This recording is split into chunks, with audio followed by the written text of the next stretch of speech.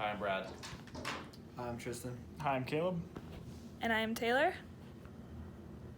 Do you ever find yourself scrolling on social media for useless hours? Well, you are not alone. There are hundreds of thousands of people that could say the same. I know that in the world we live in today, social media is the most convenient way to stay in touch, and it is used by everybody every day. But that is the exact problem. I used to spend almost 12 hours on social media every day.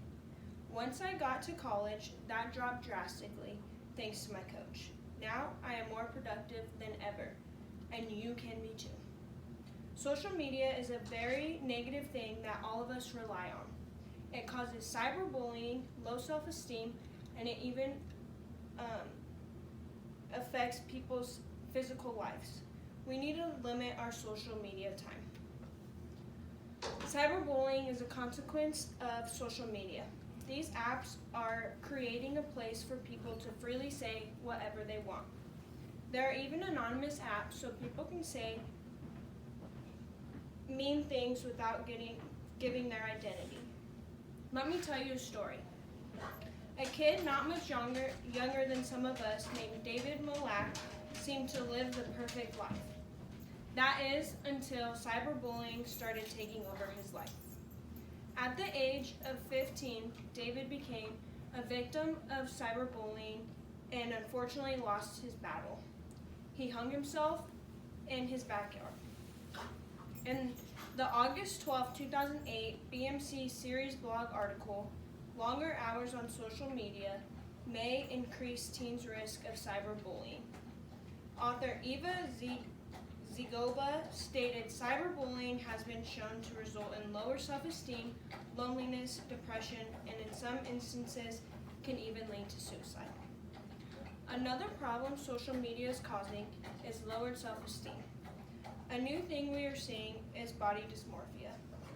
According to the May 9, 2018 Lexington Line article, How Social Media Relates to Body Dysmorphic Behavior, written by Alice Adkins, body dysmorphic disorder, also known as dysmorphobia, is a common affliction affecting approximately 1.7% to 2.4% of the population, with roughly equal distribution among men and women.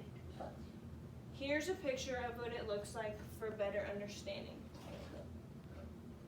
The last problem that is caused by social media is disruption in people's physical lives. By this, I mean social media is impacting people's sleep schedules and limiting the recommended exercise time. Going to bed is quickly falling second to spending time on social media.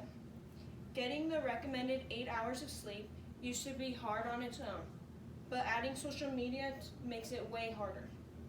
Speaking of social media, making things harder, try finding the motivation to go work out when you're on social media and comfy in your bed.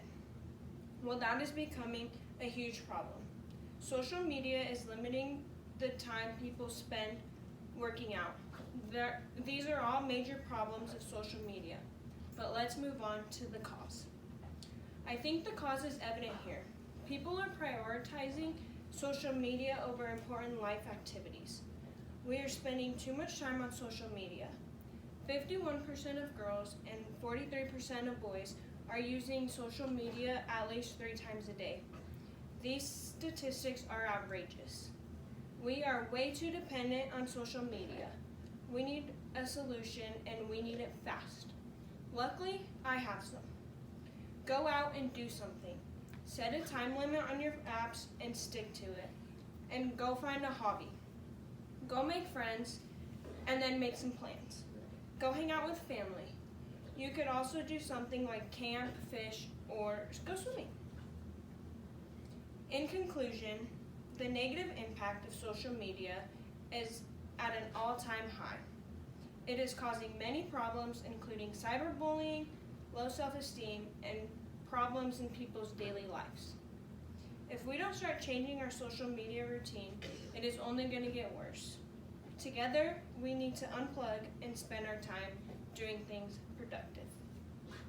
If you have learned anything from my speech, I I hope it's how social media can be your worst enemy, and we don't have any other option than to limit our time spent on social media. Thanks.